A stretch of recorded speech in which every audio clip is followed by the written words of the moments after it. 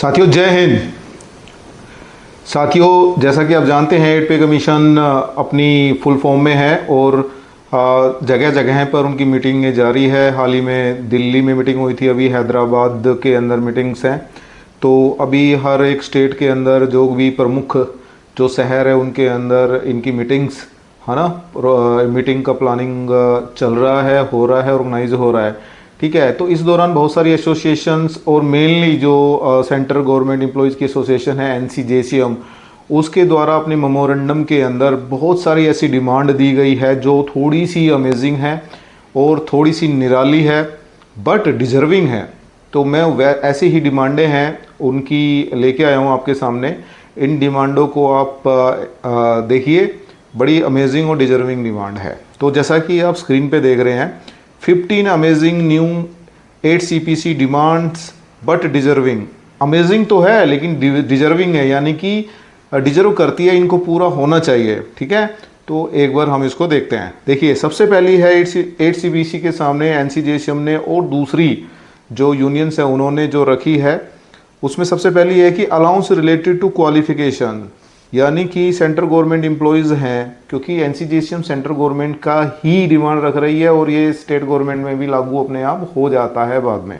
ठीक है, तो सेंट्रल गवर्नमेंट जितने भी एम्प्लॉयज़ हैं, अगर उनके RR यानी रिक्रूटमेंट रूल के हिसाब से अगर कोई क्वालिफिकेशन मांगी गई है, अगर वो एम्प्लॉयज़ उसी फील्ड में, उसी कंसर्न फील्ड में हायर डिग्री ले लेता है, जैसे कि कहीं पे ग्रेजुएशन डिग्री मांगी गई है और वो उसी फील्ड में अगर वो मास्टर डिग्री कर लेता है, तो हायर डिग्री के लिए एडिशनल क्वालिफिकेशन के लिए उसे 10% ऑफ बेसिक का एडिशनल क्वालिफिकेशन अलाउंस मिलना चाहिए।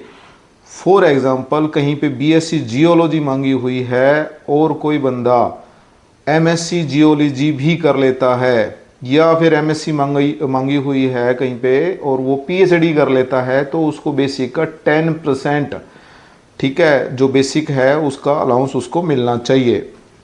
दूसरा डिमांड है HRA टू पेंशनर्स। देखिए, हम जानते हैं कि सर्विंग जो बंदे हैं उनको HRA मिलता है, ठीक है, हाउस रेंट अलाउंस। लेकिन बहुत सारे जो पेंशनर्स होते हैं, जो ऐसे पेंशनर्स भी हैं जो किसी कंडीशन की वजह से कम सर्विस के अंदर रिटायर हो जाते हैं और किसी को स्पेशल कंडीशन की वजह से पेंशन मिलती है और वो पेंशनर कहलाते हैं, बट उनके पास इतना धन पैसा नहीं होता कि वो घर बना सके। और कभी कभी पेंशनर्स कुछ ऐसी सिटी में रहते हैं कि वो इतनी महंगी होती है कि वो घर नहीं बना सकते। तो ऐसे पेंशनर को जिसके पास घर नहीं है अपना, ठीक है, और वो किराया देते हैं, तो उनको HRA मिलना चाहिए और वो जो अपने रेंट की रिसिप्ट है प्रॉपर देंगे तो उनको HRA मिलना चाहिए। ये एक डिमांड है, HRA टू पेंशनर्स। तीसरे नंबर पे है allowance related to the risk and hardship. जैसा कि आप जानते हैं, जो मिलिट्री है उसके अंदर MSP मिलता है ना, मिलिट्री सर्विस अलाउंस पे, मिलिट्री सर्विस पे मिलता है MSP। ये एक रिस्क अलाउंस की तरह ही है, ठीक है। रैंक वाइज ये अलग अलग हो जाता है, उस पर भी केस चल रहा है कि ये समान होना चाहिए, ठीक है। इसी तरह से सिविलियन पोस्ट है, वो भी अपना हार्डशिप अलाउंस मांग रही है, रिस्क एंड हार्डशिप। जैसा कि सिविलियन के अंदर रेलवे होता है ना, कुछ हेल्थ केयर वर्कर्स होते हैं, फायर फाइटिंग से जुड़े हुए स्टाफ होते हैं, हम जानते हैं इलेक्ट्रीशियंस होते हैं, है ना, और सेफ्टी से जुड़े हुए जो डिपार्टमेंट है, उन सब के अंदर भी डिमांड आ रही है कि हमें एक रिस्क एंड हार्डशिप अलाउंस 10,000 रुपये पर मंथ मिलना चाहिए, जहाँ जहाँ लाइफ का रिस्क है। जैसे ALM खंबे में चढ़ के बिजली तारों पे काम करता है ना, लाइनमैन, तो ऐसे जो रिस्क का काम करते हैं जहाँ पे लाइफ का थ्रेट होता है, उनको 10,000 रुपये पर मंथ मिलना चाहिए। 10,000 की डिमांड है, जो भी इनके लिए लागू होगा वो बाद में पे कमीशन रिकमेंड करेगा। तो मेनली है कि allowance, risk and hardship allowance for the other जो डिपार्टमेंट है उनके अंदर भी मांगा गया है, ठीक है, ये भी डिजर्विंग है वैसे। नंबर 4 पे है अर्न लीव इनकेसमेंट। देखिए, आप सब जानते हैं कि अर्न लीव, ठीक है, अर्न लीव जो होती है वो 300 दिन इनकेसमेंट करने का प्रोविज़न है, और एक कर्मचारी जब वो 300 दिन कर लेता है तो वो बाद में, एक एक्स सर्विसमैन जब कर लेता है तो वो बाद में दूसरी जॉब लगता है तो वहाँ पे उसको अलाउ नहीं होता, तो उसको एक तो अलाउ किया जाना चाहिए कि वो दूसरी जॉब में भी एक्स सर्विसमैन कर ले। और नॉर्मल एक सेंट्रल गवर्नमेंट एम्प्लॉयज़ है उसको 300 दिन का इनकेसमेंट करना अलाउ है वो 600 दिन बढ़ा के कर देना चाहिए। और जब भी वो एलटीसी जाए उसको 20 दिन का ईएल इनकेसमेंट मिलना चाहिए, अलाउड होना चाहिए। ठीक है, नेक्स्ट पॉइंट है नंबर 5। नंबर 5 पॉइंट है मैटरनिटी एंड पैटर्निटी लीव।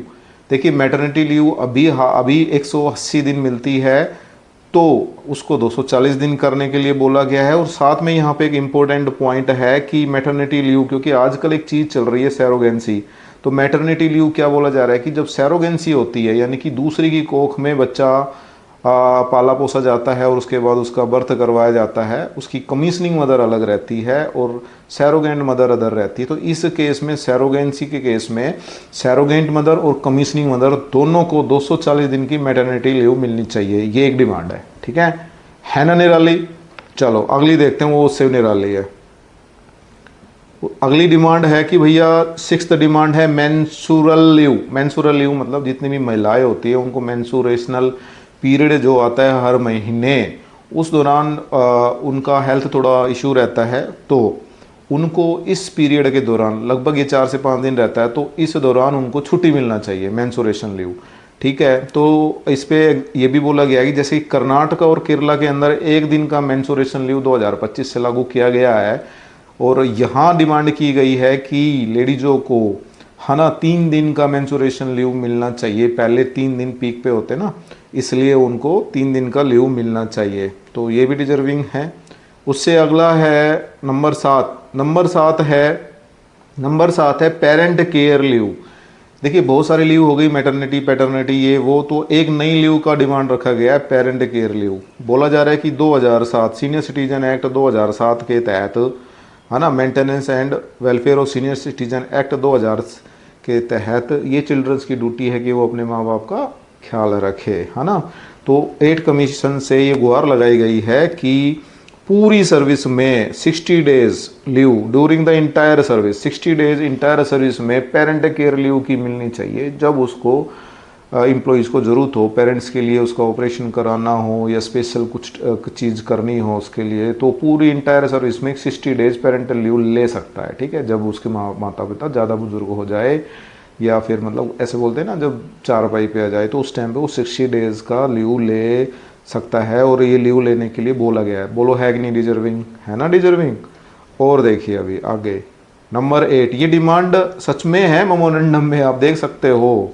ठीक है, एनसीजेसीएम का जो मेमोरेंडम है ऑनलाइन अवेलेबल है, यू कैन सी, मैंने उसको डिटेल में पढ़ के बनाया। देखो नंबर 8 पॉइंट क्या है? नंबर 8 पॉइंट है कि लेट अटेंडेंस जो होती है, तो क्या होता है सेंट्रल गवर्नमेंट के डिपार्टमेंट के अंदर आजकल बायोमेट्रिक है। अगर कोई लेट हो जाता है 5 से 10 मिनट तक लेट हो जाता है, तो रूल है, अलग अलग डिपार्टमेंट थोड़े अलग अलग रूल है। कई जगह पे क्या है कि अगर वो लेट हो गया तो उसको हाफ डे सीएल भरनी पड़ेगी। 5 मिनट भी हो गया तो हाफ डे सीएल गई। तो इसमें बोला गया है कि कंडोलेशन मिलना चाहिए, थोड़ा सा कंसेशन मिलना चाहिए। पूरे महीने में 120 मिनट्स यानी 2 घंटे का मे बी कंडोन। ठीक है, इतना कंसेशन मिलना चाहिए कि भाई 5-10 मिनट लेट हो गया तो वो ऐड होके पूरे मंथ में 120 मिनट्स यानी 2 घंटे का कंसेशन मिलना चाहिए। उससे ज़्यादा हुआ तो फिर उससे छुट्टी भरवा लो आप। उसके बाद पॉइंट नंबर 9 है कि leave travel concession LTC to the, है ना, टू द पेंशनर, है ना, लीव ट्रैवल कंसेशन स्पेशल है ये।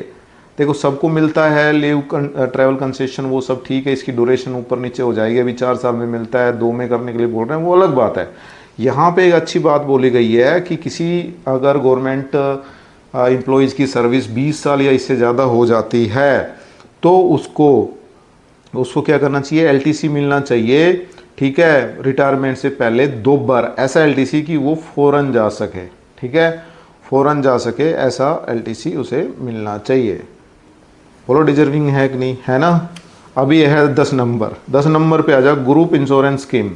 देखिए हमने देखा है डिपार्टमेंट के अंदर सब जगह ग्रुप इंश्योरेंस स्कीम मिलती है। डिफेंस के अंदर तो अच्छा ग्रुप इंश्योरेंस मिलता है, बट सिविलियन के अंदर अच्छा ग्रुप इंश्योरेंस नहीं मिलता है। 10-15 लाख रुपए ऐसे मिलते हैं वहाँ पे। इससे आज के ज़माने में जहाँ टर्म इंश्योरेंस 1-1, 2-2 करोड़ रुपए का लोग लेते हैं, तो ग्रुप इंश्योरेंस स्कीम मायने नहीं रखती है गवर्नमेंट एम्प्लॉयज़ के लिए। तो यहाँ पे डिमांड की गई है कि ग्रुप इंश्योरेंस स्कीम भी ऐसी होनी चाहिए कि जो गवर्नमेंट एम्प्लॉयज़ है उनको टर्म इंश्योरेंस लेने की ज़रूरत ना पड़े। तो ये डिमांड की गई है कि जो ग्रुप सी है उनको 1 करोड़ का, ग्रुप बी अफसर को 1.5 करोड़ का और ग्रुप ए अफसर को 3 करोड़ का इंश्योरेंस मिलना चाहिए, ग्रुप इंश्योरेंस। और जिसके लिए जो मंथली सब्सक्रिप्शन है वो 1000, 1500 और 3000 होना चाहिए।